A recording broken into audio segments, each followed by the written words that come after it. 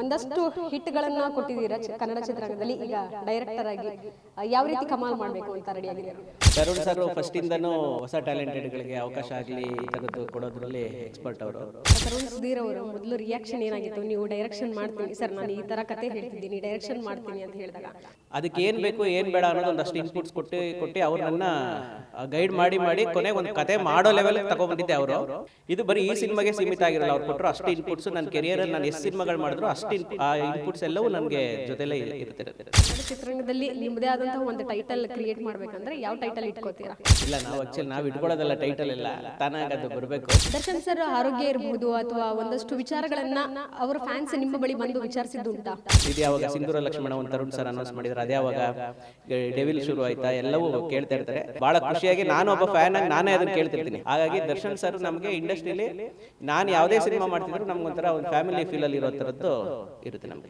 ಕನ್ನಡ ಚಿತ್ರರಂಗದ versatile director ಲಿಸ್ಟ್ಗೆ ಸೇರೋಕೆ Puneeth ಆರ್ಯ ಅವರು ಸಜ್ಜಾಗಿದ್ದಾರೆ. ಸದ್ಯಕ್ಕೆ ಈಗಾಗಲೇ ನೀವು ನೋಡಿರಬಹುದು ಪುಣ್ಯಾತ್ಮ ಹಾಡು, ಹಾಗೆ ಆಣಿ ಮಾಡಿ ಹೇಳು ಅನ್ನುವಂಥ ಒಂದು ಹಾಡುಗಳ ಲಿರಿಕ್ಸ್ ಇವರು ಬರೆದಂಥವ್ರು. ಸೊ ಸರ್ ನಮಸ್ತೆ. ಒಂದಷ್ಟು ಹಿಟ್ಗಳನ್ನು ಕೊಟ್ಟಿದ್ದೀರಾ ಕನ್ನಡ ಚಿತ್ರರಂಗದಲ್ಲಿ. ಈಗ ಡೈರೆಕ್ಟರ್ ಆಗಿ ಯಾವ ರೀತಿ ಕಮಾಲ್ ಮಾಡಬೇಕು ಅಂತ ರೆಡಿ ಆಗಿದ್ದೀರಾ? ಫಸ್ಟ್ ಆಫ್ ಆಲ್ ಕಾಟೇರದಲ್ಲಿ ನಾನು ಫಾರ್ಮರ್ ಸಾಂಗ್ ಬರೆದಿದ್ದೆ, ರೈತರ ಸಾಂಗು. ಪುಣ್ಯಾತ್ಮ ನಮ್ಮ ಕೊಲೆಗೆ ಇವ್ರು ನಾಗಾರ್ಜುನ ಶರ್ಮಾ ಬರೆದಿದ್ದು, ಅದು ತುಂಬ ಚೆನ್ನಾಗಿತ್ತು. ತರುಣ್ ಸರ್ ಫಸ್ಟಿಂದನೂ ಈ ಥರದ್ದು ಹೊಸ ಟ್ಯಾಲೆಂಟೆಡ್ಗಳಿಗೆ ಅವಕಾಶ ಆಗಲಿ ಈ ಥರದ್ದು ಕೊಡೋದ್ರಲ್ಲಿ ಎಕ್ಸ್ಪರ್ಟ್ ಅವರು. ಗುರು ಶಿಷ್ಯರು ಆಗಲಿ ಕಾಟೇರ ಆಗಲಿ ನನಗೆ ಫಸ್ಟು ಲಿರಿಕ್ ರೈಟರ್ ಆಗಿ ಮತ್ತು ರೈಟಿಂಗಲ್ಲಿ ನನಗೆ ತುಂಬ ಸಪೋರ್ಟಿವ್ ಆಗಿ ಮಾಡಿದ್ರು. ಅದರಲ್ಲೇ ನಾನು ಕಾಟೇರದಲ್ಲಿ ಇನ್ಕ್ಲೂಡಿಂಗ್ ಡೈರೆಕ್ಷನ್ ಡಿಪಾರ್ಟ್ಮೆಂಟಲ್ಲೂ ವರ್ಕ್ ಮಾಡಿರೋದ್ರಿಂದ ಕಾಟೇರ ಟೈಮಲ್ಲೇ ಪಿಚ್ ಮಾಡ್ತಾಯಿದ್ದೆ ಸಬ್ಜೆಕ್ಟು.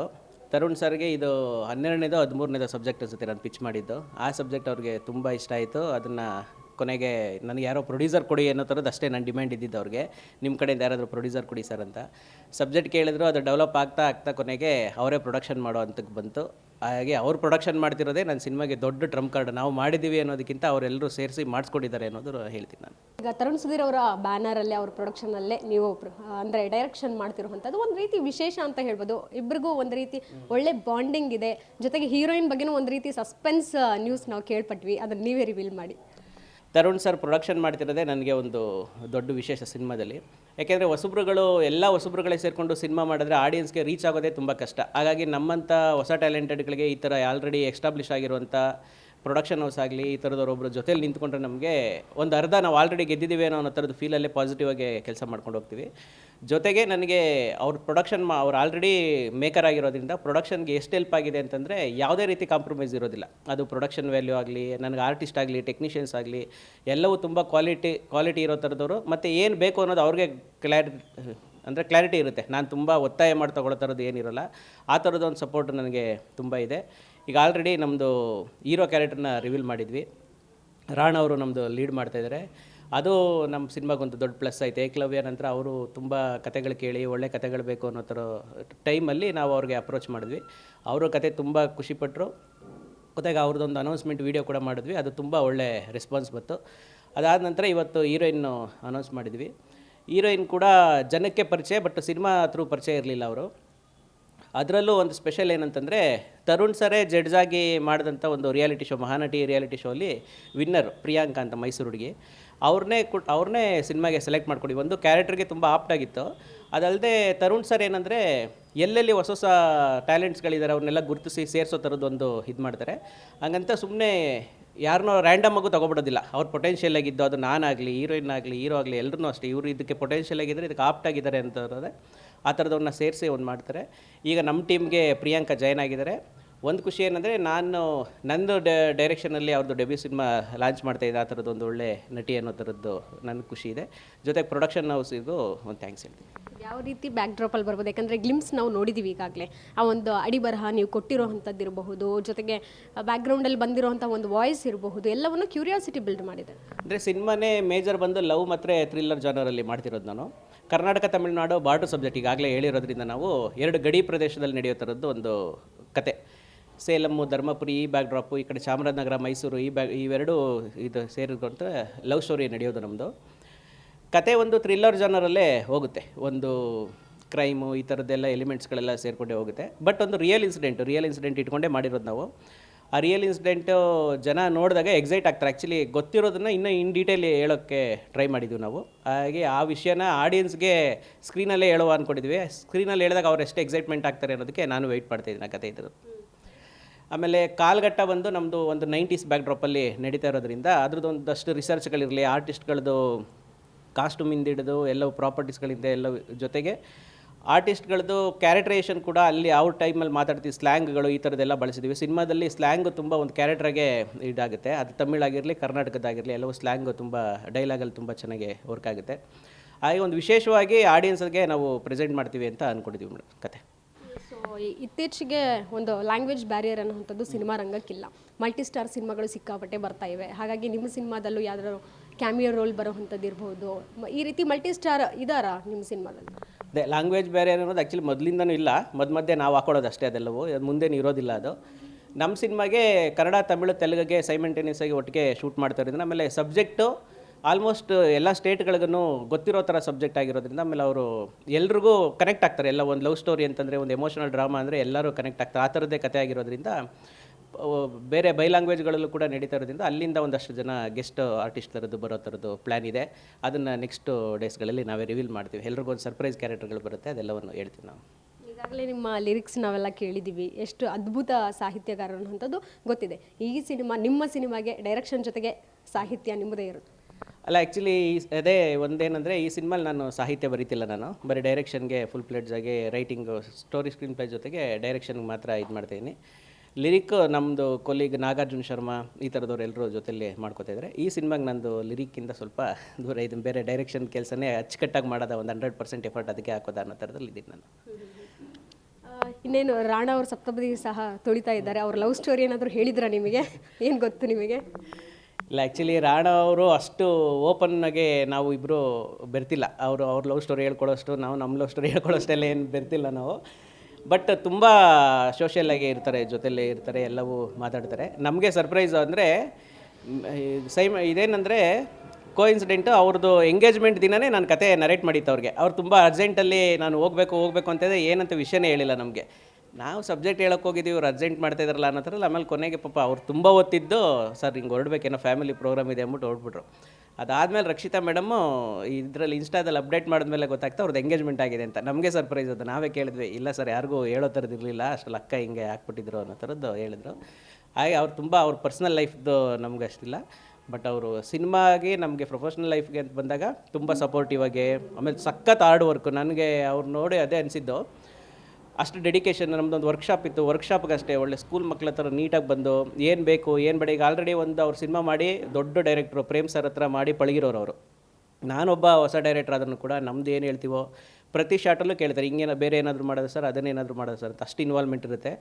ನನಗೆ ರಾಣಾ ಸರ್ಗೆ ದೊಡ್ಡ ಫ್ಯೂಚರ್ ಇದೆ ಅನಿಸುತ್ತೆ. ಯಾಕೆಂದರೆ ಅವ್ರ ಡೆಡಿಕೇಷನ್ನು, ಅವ್ರ ಹಾರ್ಡ್ ವರ್ಕು ಅಷ್ಟು ಹಂಬಲಾಗಿರ್ತಾರೆ. ಹಾಗೆ ಇನ್ನೂ ಒಳ್ಳೆ ನಮ್ಮ ಈ ಇಂಡಸ್ಟ್ರಿಗೆ ಒಳ್ಳೆ ಹೀರೋ ಆಗಿ ಅವರು ನಿಂತ್ಕೋತಾರೆ ಅಂತ ಅನಿಸುತ್ತೆ. ತರುಣ್ ಸುಧೀರ್ ಅವರು ಮೊದಲು ರಿಯಾಕ್ಷನ್ ಏನಾಗಿತ್ತು? ನೀವು ಡೈರೆಕ್ಷನ್ ಮಾಡ್ತೀನಿ ಸರ್, ನಾನು ಈ ಥರ ಕತೆ ಹೇಳ್ತಿದ್ದೀನಿ, ಡೈರೆಕ್ಷನ್ ಮಾಡ್ತೀನಿ ಅಂತ ಹೇಳಿದಾಗ ಅವರ ರಿಯಾಕ್ಷನ್ ಏನಾಗಿತ್ತು?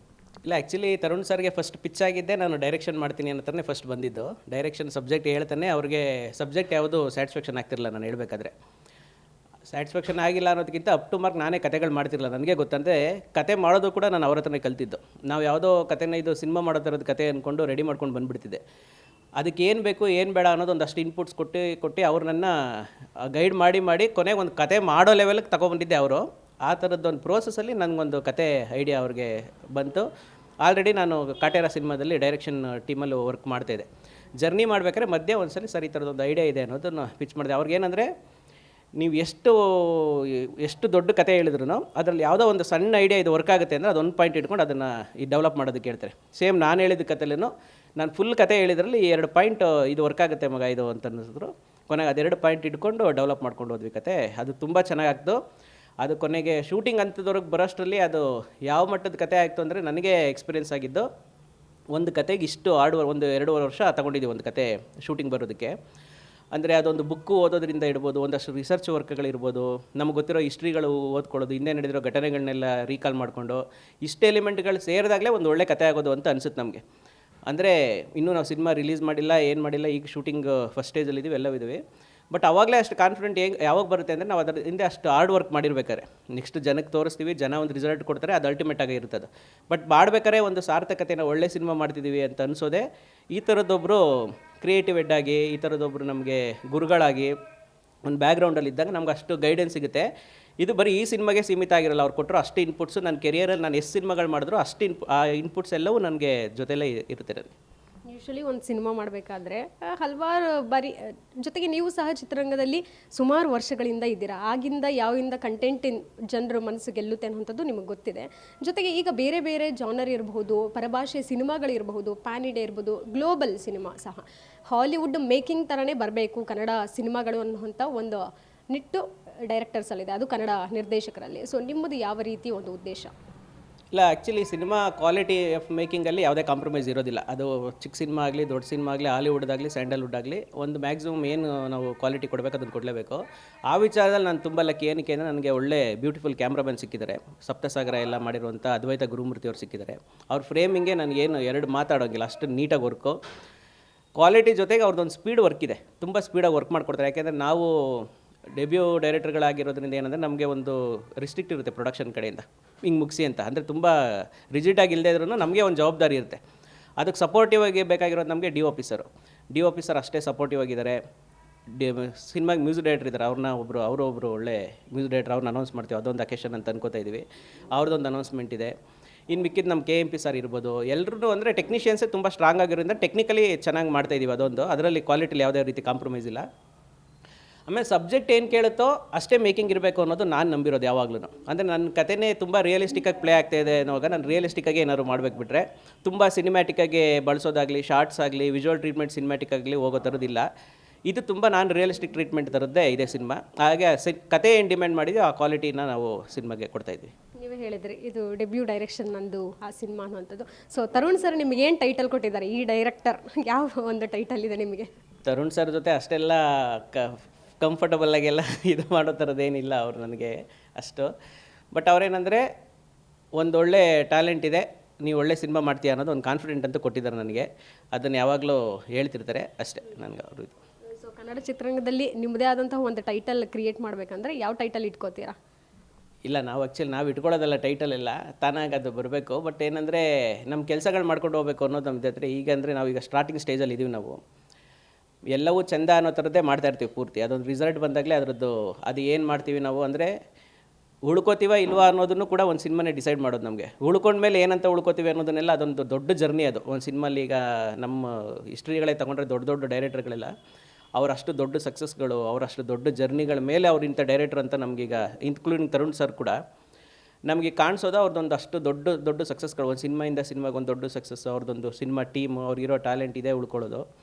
ಹಾಗೆ ತುಂಬ ನಮ್ಮ ಹಾರ್ಡ್ ವರ್ಕು ಮತ್ತೊಂದು ಎಲ್ಲವೂ ನಾವು ಮಾಡ್ಕೊಂಡು ಹೋದರೆ ಏನು ಬೇಕೋ ಅದನ್ನು ಅದೇ ಕೊಟ್ಕೊಂಡು ಹೋಗುತ್ತೆ. ಅದನ್ನು ಇಟ್ಕೋಬೇಕಂತನೂ ಅದೇ ಡಿಸೈಡ್ ಮಾಡುತ್ತೆ, ನಮ್ಮನ್ನು ಕಳಿಸ್ಬೇಕಂತನೂ ಸಿನಿಮಾ ಇಂಡಸ್ಟ್ರಿನೇ ಡಿಸೈಡ್ ಮಾಡಿ ಅದನ್ನು ನಮ್ಗೆ ಮಾಡಿಕೊಡುತ್ತೆ. ನಮ್ಮ ಕೈಲಿ ಏನಿರೋದಿಲ್ಲ, ಅದೆಲ್ಲ ನಾವು ಕೆಲಸ ಮಾಡೋದಷ್ಟೇ. ಕೊನೆಯದಾಗಿ ದರ್ಶನ್ ಸರ್ ಜೊತೆಗೂ ನೀವು ಕೆಲಸ ಮಾಡಿದ್ದೀರಾ. ಸೊ ಹೀಗಾಗಿ ದರ್ಶನ್ ಸರ್ ಆರೋಗ್ಯ ಇರಬಹುದು ಅಥವಾ ಒಂದಷ್ಟು ವಿಚಾರಗಳನ್ನು ಅವರ ಫ್ಯಾನ್ಸ್ ನಿಮ್ಮ ಬಳಿ ಬಂದು ವಿಚಾರಿಸಿದ್ದುಂಟಾ ಇತ್ತೀಚೆಗೆ? ಅಲ್ಲ, ತುಂಬ ಇದೆ. ದರ್ಶನ್ ಸರ್ ಸಿನಿಮಾ ಮಾಡೋಕ್ಕೂ ಮುಂಚೆಯಿಂದನೂ ನಾನು ದರ್ಶನ್ ಸರ್ ಫ್ಯಾನು. ಅಲ್ಲದೆ ನನ್ನ circle full Darshan sir fans ಇರೋ ಅಂತಲೇ ದೊಡ್ಡ ಸರ್ಕಲ್ ನಂದು. ನಾನು ಬೇಸ್ ಬಂದು ಮಂಡ್ಯ ಬ್ಯಾಕ್ ಡ್ರಾಪ್ ಆಗಿರೋದ್ರಿಂದ ಅಲ್ಲಿ ಅವ್ರದ್ದೊಂದು ಊರಿಗೂರೇ ಫ್ಯಾನ್ಸ್ ಇರೋ ಥರದ್ದೊಂದು ಅವ್ರಿಗೆ ಫ್ಯಾನ್ ಬೇಸ್ ಇದೆ ನಮ್ಮೂರ ಕಡೆ. ದರ್ಶನ್ ಸರ್ ಜೊತೆ ನಾನು ಕೆಲಸ ಮಾಡಿದ್ದು ನಂದು ಕೆರಿಯರ್ ಫಿಲ್ಮ್ ಜರ್ನಿಲಿ ಒಂದು ಒಳ್ಳೆ ದಿನಗಳವೆಲ್ಲವು. ತುಂಬ ಚೆನ್ನಾಗಿ ಅವ್ರ ಹತ್ರ ಕಲ್ತಿದ್ದಿರ್ಬೋದು. ಅವ್ರ ಜೊತೆ ನಾವು ಅಷ್ಟು ಜರ್ನಿ ಮಾಡಿದ್ದೆ ನಮ್ಮ ಪುಣ್ಯ ಅಂತ ಅನ್ನಿಸ್ತಾ ಇರುತ್ತೆ. ನೆಕ್ಸ್ಟು ಕೂಡ ನಾವು ದರ್ಶನ್ ಸರ್ ಜೊತೆ ನನಗೆ ಅವಕಾಶ ಮಾಡುವಂಥ ಎಲ್ಲವೂ ಅವಕಾಶಗಳು ಸಿಗಲಿ ನನ್ನ ಕೆಲಸ ಮಾಡೋದನ್ನು ನಾನು ಯಾವಾಗಲೂ ಇಟ್ಕೋತೀನಿ. ಎಲ್ಲವೂ ಕೇಳೋರು ದರ್ಶನ್ ಸರ್ದು ಹೇಳ್ತೀವಿ, ಈಗಲೂ ಕೇಳ್ತಿರ್ತಾರೆ. ಇದು ಯಾವಾಗ ಸಿಂಧೂರ ಲಕ್ಷ್ಮಣ ಒಂದು ತರುಣ್ ಸರ್ ಅನೌನ್ಸ್ ಮಾಡಿದ್ದಾರೆ, ಅದು ಯಾವಾಗ ಡೆವಿಲ್ ಶುರು ಆಯಿತಾ, ಎಲ್ಲವೂ ಕೇಳ್ತಾ ಇರ್ತಾರೆ. ನಮಗೆ ಎಷ್ಟು ಅಪ್ಡೇಟ್ಸ್ ಇರುತ್ತೋ ನಾನು ಅದನ್ನು ಭಾಳ ಖುಷಿಯಾಗಿ, ನಾನು ಒಬ್ಬ ಫ್ಯಾನಾಗಿ ನಾನೇ ಅದನ್ನು ಕೇಳ್ತಿರ್ತೀನಿ. ಆ ಟೀಮ್ ಅವ್ರ ಹತ್ರ ಇದು ಮಾಡಿ ಯಾವಾಗಿನ ಶುರು ಆಗುತ್ತೆ ಬಾಸ್ ಪಿಕ್ಚರ್ ಅನ್ನೋ ಥರದೇ ಕೇಳ್ತಿರ್ತೀವಿ. ಹಾಗಾಗಿ ದರ್ಶನ್ ಸರ್ ನಮಗೆ ಇಂಡಸ್ಟ್ರೀಲಿ ನಾನು ಯಾವುದೇ ಸಿನಿಮಾ ಮಾಡ್ತಿದ್ರು ನಮಗೊಂಥರ ಒಂದು ಫ್ಯಾಮಿಲಿ ಫೀಲಲ್ಲಿ ಇರೋ ಥರದ್ದು ಇರುತ್ತೆ ನಮಗೆ. ಇಲ್ಲ, ರೀಸೆಂಟಾಗಿ ಇದು ಅವ್ರು ಬಂದಮೇಲೆ ನಾನು ಅವ್ರನ್ನ ಮೀಟ್ ಮಾಡೋಕ್ಕೆ ಹೋಗಿಲ್ಲ. ಅಂದರೆ ಇದರಲ್ಲೇ ಬ್ಯುಸಿ ಆಗಿದ್ದೀವಿ. ಆಮೇಲೆ ಎಲ್ಲ ಅವ್ರ ಆ್ಯಕ್ಸಿಸ್ ಸ್ವಲ್ಪ ಯಾರ್ಯಾರಿಗೆ ತುಂಬ ಲಿಮಿಟೆಡ್ ಇರೋದ್ರಿಂದ ನಾವಿನ್ನೂ ಹೋಗಿ ಮಾತಾಡಿಸೋಷ್ಟು ನಮಗೆ ಆ್ಯಕ್ಸಿಸ್ ಇನ್ನೂ ಸಿಕ್ಕಿಲ್ಲ. ಒಂದು ಕಾಂಪ್ಲಿಮೆಂಟ್ ದರ್ಶನ್ ಅವರು ನಿಮಗೆ ಕೊಟ್ಟಿರೋದು ಇಲ್ಲ ನಾನು ಮರೆಯೋಕ್ಕೆ ಆಗೋದಿಲ್ಲ ಅಂದರೆ? ನನಗೆ ಸಾಂಗ್ ರಿಲೀಸ್ ಆಗಿತ್ತು, ಫಾರ್ಮರ್ ಸಾಂಗ್ ಬರೆದಿದೆ.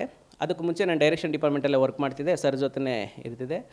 ಮಂಡ್ಯದಲ್ಲಿ ಫಾರ್ಮರ್ ಸಾಂಗ್ ರಿಲೀಸ್ ಆಗಿತ್ತು. ಮಂಡ್ಯ ಏನಂದರೆ ಸ್ಪೆಷಲ್, ನಾನು ಹುಟ್ಟು ಬೆಳೆದಿದ್ದೂರು, ನಾನು ಇದ್ದಿದ್ದು ಕಾಲೇಜಲ್ಲೇ ಅದು ರಿಲೀಸ್ ಆಗಿತ್ತು. ಆ ಟೈಮಲ್ಲಿ ಅವ್ರಿಗೆ ಗೊತ್ತಾಗಿದ್ದು ನಾನು ಬರೆದಿದ್ದು ಅಂತ.